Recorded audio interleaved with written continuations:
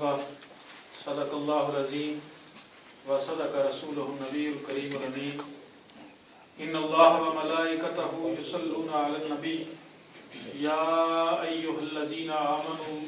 صلوا علیہ وسلموا تسلیما۔ تمام بھائی مل کر نبی صلی اللہ علیہ وسلم پر درود پاک پڑھیں۔ اللہم صلی علی محمد و علی آل محمد کما صلیت علی ابراہیم و علی آل ابراہیم انک حمید مجید۔ اللہم بارک علی محمد و علی آل محمد کما بارکت علی ابراہیم و علی آل ابراہیم انک حمید مجید۔ رب اشرح لی صدری ویسر لی امری واحلل عقدۃ من لسانی یفقہوا قولی۔ تمام تعریفیں اللہ تعالیٰ کے لیے اور بے شمار درود و سلام آقا نامدار جناب محمد مصطفیٰ صلی اللہ علیہ وسلم پر۔ میں آپ تمام احباب کا انتہائی مشکور ہوں کہ آپ نے اپنے وقت میں سے یہ لمحات اور وقت کو قیمتی بنانے کے لیے اپنے لمحات کو اس مسجد کے اندر گزارا، اس تربیتی اجتماع کا حصہ بنے۔ یقیناً کوئی بھی نیک کام اللہ تعالیٰ کی توفیق کے بغیر ممکن نہیں، اور جس شخص کو اللہ تعالیٰ نیک کام کی توفیق عطا فرماتے ہیں اس شخص پر اللہ تعالیٰ کا خصوصی فضل اور کرم ہوتا ہے۔ اور اگر یہ کہا جائے تو غلط نہ ہوگا کہ آپ پر اللہ تعالیٰ کی خصوصی نظر کرم تھی کہ سارے لوگ اپنے گھروں کے اندر، میدانوں کے اندر اور پتہ نہیں کہاں کہاں پر موجود ہیں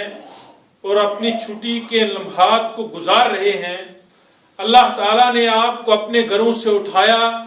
تو کسی میدان کی طرف جانے کے لیے نہیں، اپنے گھروں سے اٹھایا تو کسی گپ شپ کے کسی ماحول کے اندر جانے کے لیے نہیں، بلکہ اللہ تعالیٰ نے آپ کو اپنے گھروں سے اٹھایا تو اپنے گھر کے اندر لا بسایا، اور اس لیے لا کر بسایا تاکہ اللہ اور اس کے رسول صلی اللہ علیہ وسلم کا ذکر سن سکیں، اس ذکر کو سن کر اپنے دلوں کو منور کر سکیں اور اپنے کردار کے اندر اس چیز کو ڈال کر اپنے کردار کے اندر ایک روشنی برپا کر سکیں۔ اور میری یہ خواہش ہے اور آپ کی یہ کوشش ہونی چاہیے کہ یہ روشنی، یہ نور جو ہم نے یہاں سے لیا ہے، اس نور کو اپنے دامن میں بھرنے کے ساتھ ساتھ ہم بقائے نور بن جائیں اور پورے معاشرے کے اندر اس نور کو عام کرنے کے داعی بن جائیں۔ کیونکہ نبی صلی اللہ علیہ وسلم اس دعوت کو لے کر آئے تھے اور فرمایا تھا کہ قولوا لا الہ الا اللہ تفلحوا۔ جو شخص کہہ دے کہ اللہ کے سوا کوئی معبود نہیں وہ حقیقت میں کامیاب ہو جائے گا۔ میں اپنی کامیابی بھی چاہتا ہوں، آپ اپنی کامیابی بھی چاہتے ہیں، لیکن اس کے ساتھ ساتھ اصل کامیابی یہ ہے کہ ہم دوسروں کی کامیابی بھی چاہنے والے بن جائیں، کیونکہ نبی صلی اللہ علیہ وسلم صرف اپنی کامیابی نہیں چاہتے تھے بلکہ نبی صلی اللہ علیہ وسلم ساری دنیا کو کامیاب کرنے کے لیے آئے تھے۔ ہم آپ کے امتی ہیں، ہم نے نبی صلی اللہ علیہ وسلم کا کلمہ پڑھا ہے،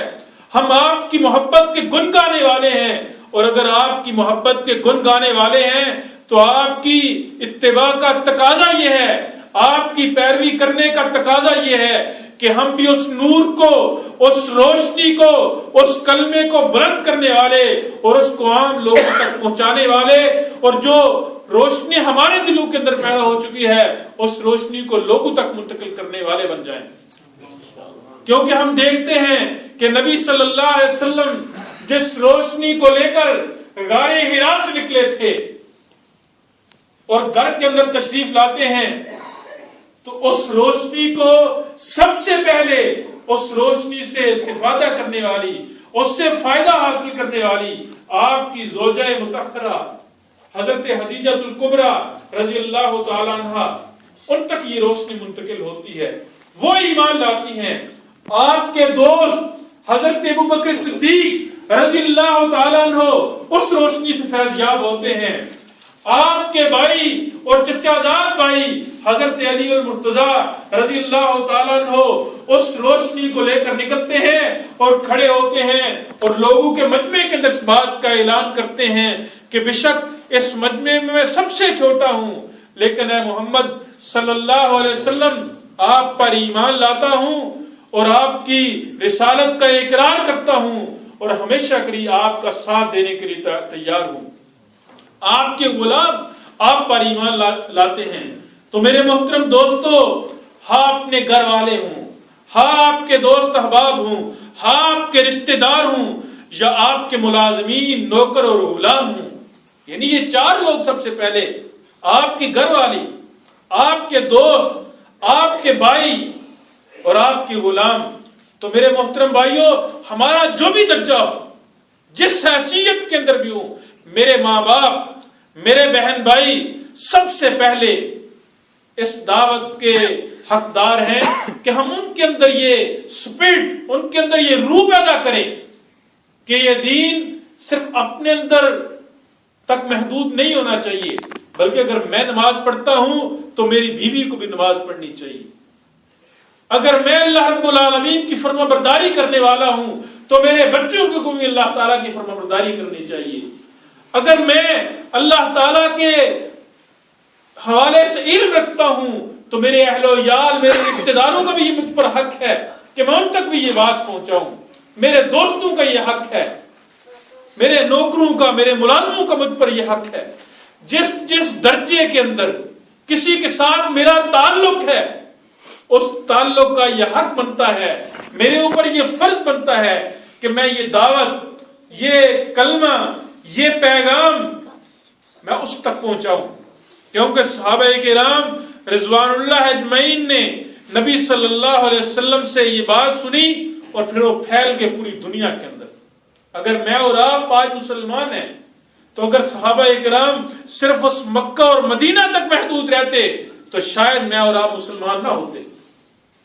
انہوں نے اس پیغام کو سنا اور اس پیغام کو سننے کے بعد جہاں جہاں پر بھی گئے،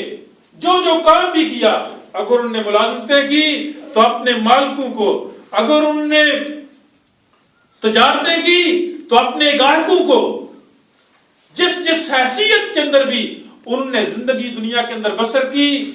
تو انہوں نے میرے محترم بھائیوں اپنے متعلقین کو، جن جن لوگوں سے ان کا تعلق تھا،